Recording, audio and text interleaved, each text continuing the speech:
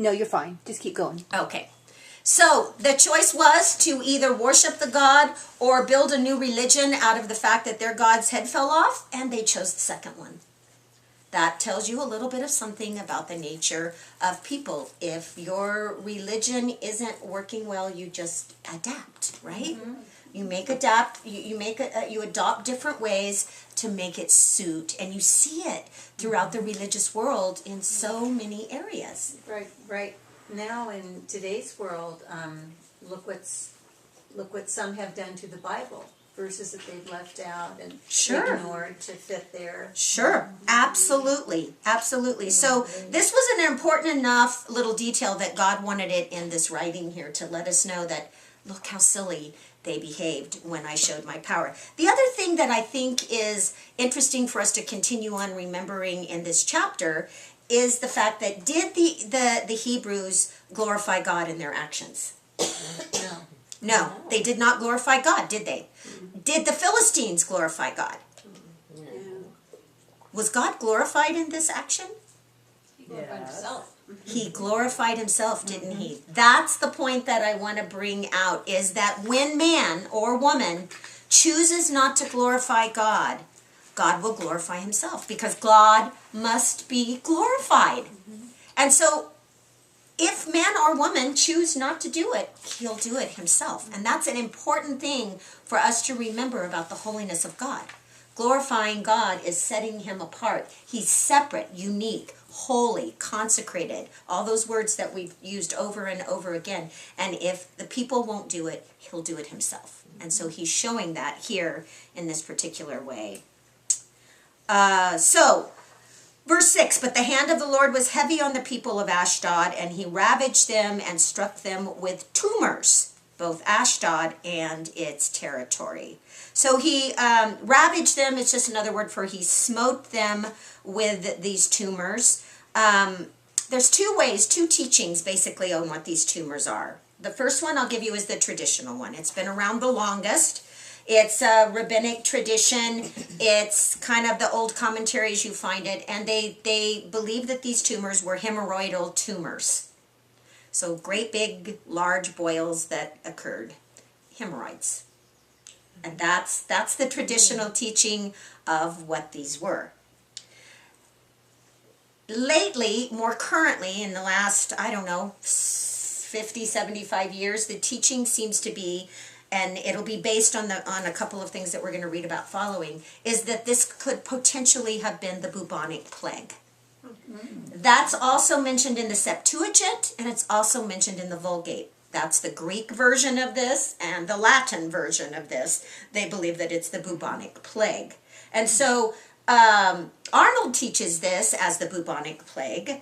My Bible in here teaches it as the bubonic plague. But there are still those who teach it in the old traditional way, which is the hemorrhoidal things. Whatever it was life-threatening. Oh, I know why. Because when they brought the ark back, they brought it with golden mice and hemorrhoids. We're going to, well, the word is tumors. Okay. But we're going to see that's exactly what they're going to do. And so I don't want to jump ahead to that yet until we actually read about it. But for right now, those are the two main teachings on what they are. Hopefully by the end of today, we're gonna have a better understanding of what it actually is. But it strikes Ashdod, and it strikes the territory that's around Ashdod. An interesting thing to remember about Ashdod, I forgot to tell you early on, is it's where the Anakim actually come from. If you remember the Anakim from Judges, the book of Judges, those are the giants from where we're going to find Goliath comes from, and his brothers and stuff. And so Ashdod is actually the area of that. That's just an interesting little side note there that I meant to throw in. So, number 7. Now, when the men of Ashdod saw how it was, don't you like the way that's phrased? Well, they saw how it was. They said, the ark of the God of Israel must not remain with us, for his hand is harsh toward us and towards Dagon, our God. Well, they got that right. Mm-hmm. So, you know what we need to do with this magic box that's creating all these problems? We need to get rid of it. We need to push it along down the road. Is that the answer to anything? No. Okay, what would have been the correct way to have handled this? Worship the God of Israel. Okay, so recognize him for who he was. Recognize the power that he's showing them here, something they can physically see, touch, and it's right there. They could have recognized that. They could have repented.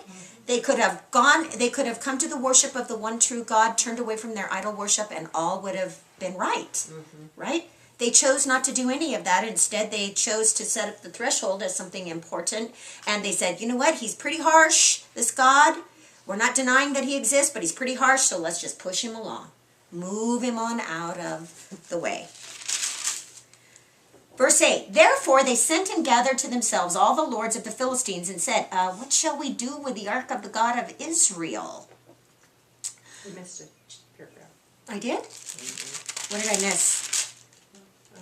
And they answered, let the ark of God of Israel be carried away to God. I'm in verse 8, and that's verse 9. Yeah, you were reading 10. No, it's still I was 8. reading 8. Oh, okay. All right. Therefore they sent and gathered to themselves all the lords of the Philistines and said, what shall we do with the ark of the God of Israel? And they said, let the ark of the God of Israel be carried away to Gath.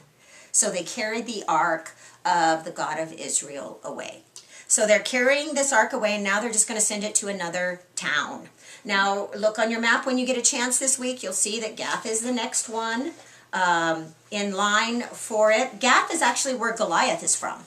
So while the Anakim come from Ashdod, Goliath is actually from Gath.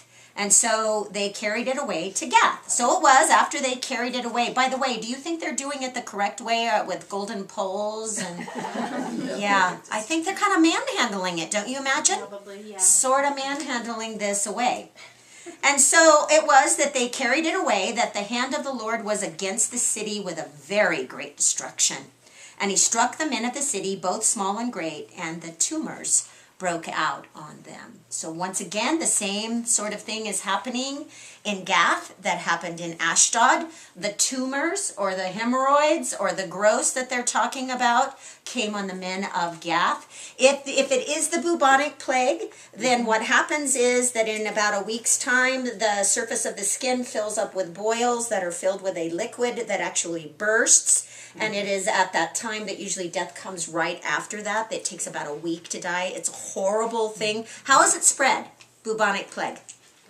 Rats and fleas and that sort of thing. It's carried. So mice and rats are primarily one of the, and that's important for us to note in our next chapter. And so was the Ark of the Covenant any better in Gath? Was that a wise thing that they chose to do? They're kind of spreading the misery, aren't they? Because everywhere that the Ark of the Covenant goes, the people are being struck with these horrible tumors. Verse 10, therefore, they sent the Ark of God to Ekron. Did they ask the people in Ekron if they wanted it? It doesn't appear that they asked anybody. They just said, okay, this is leaving here. This is going on over to Ekron. And sent it there. So it was that the ark of God came to Ekron. And then the Ekronites cry out and say, oh, they've brought the ark of the God of Israel to us to kill us and our people. So they recognize that everywhere that the ark goes, it's going to be destruction for the people. And they said, we don't want it. So it sets off a panic. Verse 11, so they sent and gathered together all the lords of the Philistines and said, send away the ark of the God of Israel and let it go back to its own place, so that it does not kill us and our people. For there was a deadly destruction throughout all of the city. The hand of God was very heavy there. And the men who did not die were stricken with tumors. And the cry of the city went up to heaven.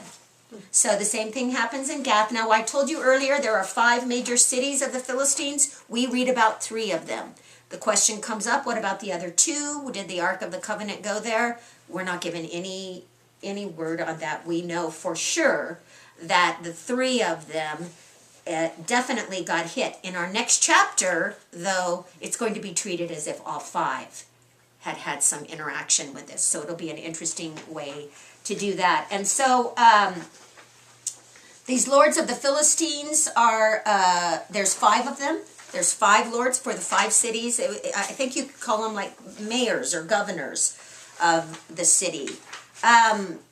Ekron is, I wanted to let you know, is where Beelzebub was worshipped, which is where we get our name Beelzebub, of course, the other name for God. And we read about it in 2 Kings, the 1st chapter, that was the temple of Baal Zebub, 2 words. I just thought that was kind of interesting.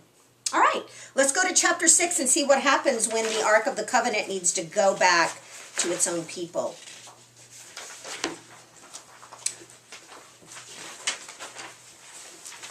Do we need to turn off for the reading, Francie? Did you say that